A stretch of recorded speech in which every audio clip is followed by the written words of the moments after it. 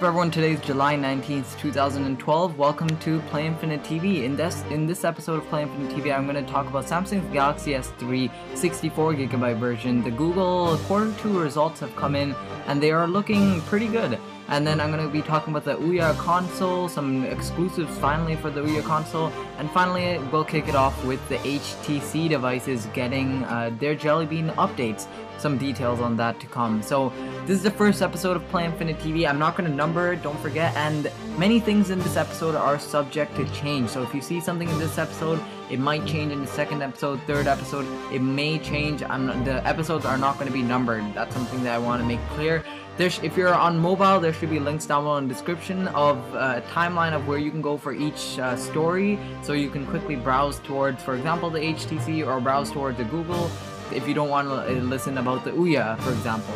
So you can do that. And if you're watching on desktop, which I'm putting my full support on, you guys could click on annotations. There will be annotations somewhere along this video where you could click and go towards each part that you want. So without further ado, let's start off with the Samsung Galaxy S3 news. So Samsung has officially came out and talked about the Galaxy S3 64GB being not discontinued. So many rumors have been stating that the Galaxy S3 is going to be discontinued. A lot of people have been talking about that for quite some time now. Like even before the 32GB version got released, a lot of people were like starting rumors that the 64GB model is not going to come out. There's no point waiting for it. And now we finally have some good news from Samsung. So Samsung did announce, they told The Verge that the Galaxy S3 will be shipping or coming during the second half of this year. So of course that means anytime from basically now or August to December. So that's when you can expect it, of course, of 2012. So that's when you can expect the Galaxy S3 64GB version.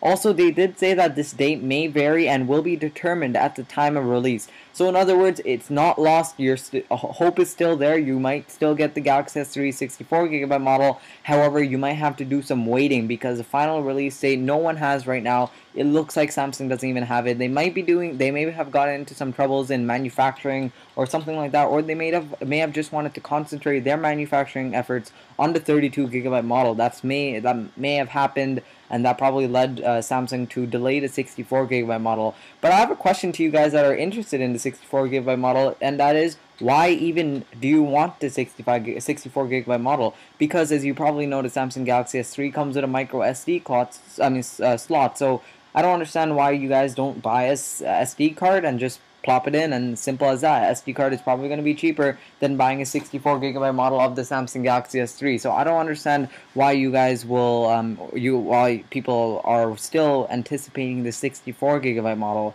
So if you guys are one of those people, let me know in the comment section. I really want to know. As for colors, we're not too sure. Samsung will probably decide to release with the white and blue initially, and then maybe spread out from there, release more colors. I'm still hoping on a black Galaxy S3 for the 32, 64, whatever it is. I'm still keeping my my arms open for that. I still want the black version. It's probably going to be my must-have phone. I have the white version, 32GB quad-core from Europe right now, and that's what I'm using. Let me know what you guys are using if you already purchased the Galaxy S3 down below in the comment section. So now let's move on to the next bit of news we have, and that is Google's Q2 results, and this is for 2012, of course. So they have hit the highest revenue they have. This is the best revenue that they have ever reported, and that is $12.21 billion. Remember the currency there, dollars. And in revenue for Q2 of 2012. Motorola, on the other hand, also reported they apparently also generated $1.25 billion by itself. Of course, Motorola got bought out or acquired by Google, so that's why they're reporting at the same time. And $843 million of the Motorola revenue was after Google bought them out. And it seems like most of this revenue is from the Droid Razr Max that Motorola released.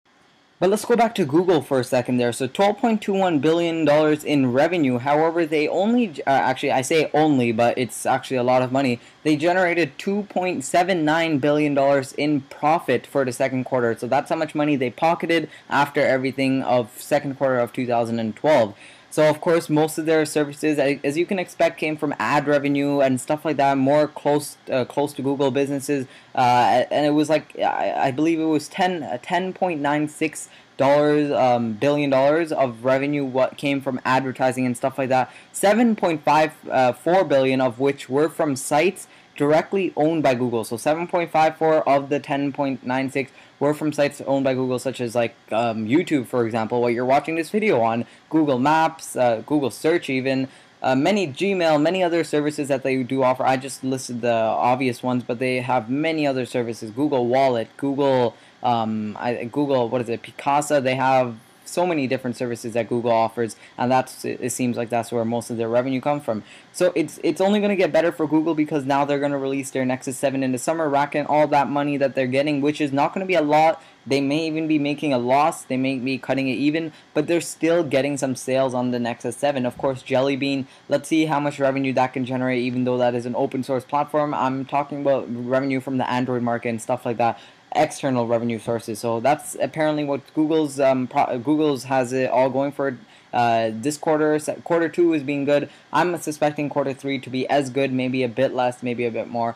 Who knows? But I think it's going to be a pretty good one for Google in this entire 2012 year. As for Motorola, most of its success was due to the Droid Razr Max, which in the US was really good, and that kind of cancels out the decline of the basic cell phones everywhere else around the world. So Motorola, of course, they make a lot of basic level standard cell phones, and apparently the Droid Razr Max kind of balanced that out, and it did well for the company. Of course, Motorola did still make an operating loss. I believe it was around 100 million, somewhere around there, 400 million.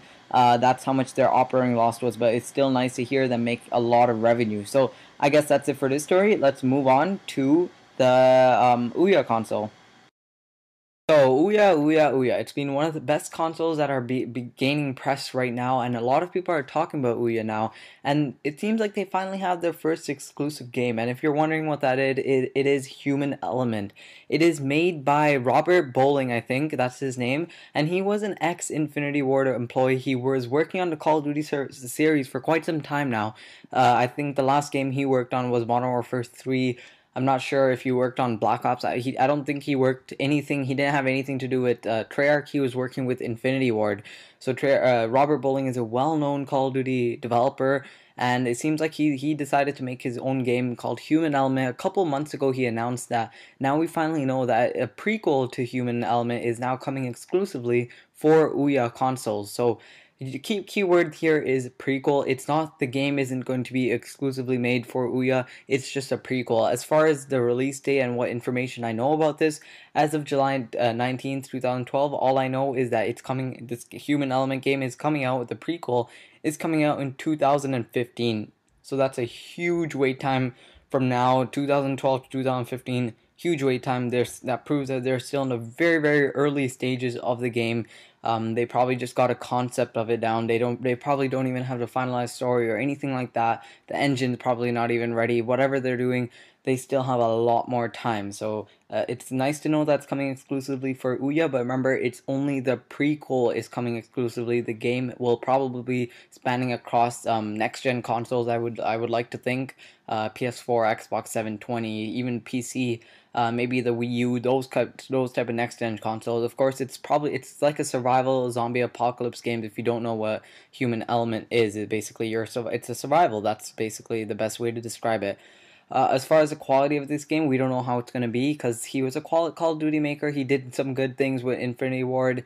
He was actually one of the most respectable persons. He was always out there. He was at the community front line, and he really deals with fans of Call of Duty directly. So it's good to see that he's working on it. And it's also another cool fact is that he contributed $10,000 to the cause. So he pledged 10,000. There's an option there. The funny part is that 5 other people also pledged 10,000, and but for some reason OUYA decided to he decided to offer OUYA and their team at what's their actual name? I don't know that company's name, but they decided to offer OUYA, the makers of OUYA, an exclusive deal. So that's pretty good to hear as well. So if you don't know, I pledged $99 for OUYA console as well. It's basically like a pre-order. So I'll be getting it in March of 2013. I think that's when it's set to release for people who pledge. So if you haven't pledged yet, definitely go over to Kickstarter, check them out. If you're interested, go ahead and pledge. If you're not, don't worry. No one's really gonna hate you for that. It's basically a pre-order. You're gonna get your consoles a bit earlier than the standard public is. So if you want everything, if you want the latest tech, if you want the latest console, I guess early, you should definitely go over to Kickstarter and pre-order it, because I believe when they do announce a public availability, standard availability, it's going to be later than March 2013. They're working on getting the Kickstarter people the consoles first, so definitely go and pre-order if you're interested in that type of stuff. So now let's move on to HTC news, and this is about Android 4.1, and that's Jelly Bean, of course, if you don't know. Of course, Google announced that Google I/O 2012, and it's making its way to some devices. Nexus 7 is among the first to get the Jelly Bean update. Of course, Nexus 7 shipped with it. Now it seems like HTC devices are going to be getting the Android 4.1 upgrade. That is, if you are an owner of the HTC One X or One S. Some more specific details is that this was leaked by an Australian carrier with the name of Telstra, and they're the ones who leaked it. So this is probably going to be specifically for them, but it's still nice to hear. I just want to cover this because it still shows that HTC is still going to be releasing Jelly Bean for their devices. So maybe it'll start weaving down to other carriers, other countries, other regions of the world, hopefully, especially North America, Europe, UK, everywhere. Hopefully it releases everywhere worldwide very, very soon, at the same time as it releases in Australia. And this is, of course, for the One XL, which is basically the international LTE version of the HTC One X. But remember, like I mentioned, this may weave down to other carriers, other stuff, once HTC decides to officially announce it. Remember, this is all from Telstra, that's a carrier, Australian carrier. None of this news is from HTC itself. So the carrier says that HTC is preparing an update for Android Jelly Bean 4.1, and that's basically all the details they gave. They just told us they're preparing it. This doesn't mean that they have it in hand. It doesn't mean that HTC submitted it. It just means that HTC is currently preparing it. So it's good to see. It reinforces some of you guys that it makes sure that HTC's devices are going to be getting the Jelly Bean update. Of course, HTC never came out and officially announced it yet, but it's still nice to hear some news. So I want to cover it. But besides that, I guess that's it. So in this episode of Play Infinite TV, I covered the Samsung Galaxy S3 64GB, Google hitting strides with their revenue breaking records, OUYA console getting exclusivity deals, and the HTC One X HTC devices getting a Jelly Bean 4.1. Remember, it's also Jelly Bean for One X and One S. So I guess that's it for this first episode of Play Infinite TV. Definitely give us a subscribe. Click that subscribe button if you want to know more. If you want more future episodes of Play Infinite TV, hit that subscribe button. I'd love to have you guys on board with us. Do these. I'll do these on a regular basis here at Play Infinite, in addition to my standard news, my reviews, my unboxings, everything else. So definitely subscribe to Play Infinite. Give it a quick thumbs up. Definitely appreciate it. If you like any of these 4 stories, give this video a quick thumbs up. I really want your feedback also down below in the comment section. This is the first thing of Play Infinite TV that I'm making, so I want more feedback, as much feedback as possible, in the comment section below. So leave your comments, feedback, anything, questions on any of these stories in the comment section as well. I will reply to you as soon as I possibly can. And I guess that's it. Remember, this is all things in this episode are subject to change. So Play Infinite TV, the next one, is subject to change. And like I said, I'm not going to be numbering it by episode. So this is not episode 1. I'll call it episode 1, but it's not going to be numbered episode 1, episode 2, episode 3. It's not going to be anything like that. Just a standard thing, standard fare that I'm doing here at Play Infinite. A new way of presenting my videos. So that's it. There won't be this long of an exit in each of my videos. It's only this first one, maybe the second one. Just for the beginning part, I'm really going to be emphasizing the new things, just because I want to make sure you guys are updated of what I'm doing. So thank you for watching. Don't forget to subscribe, and I'll see you in the next video, in the next Play Infinite TV video.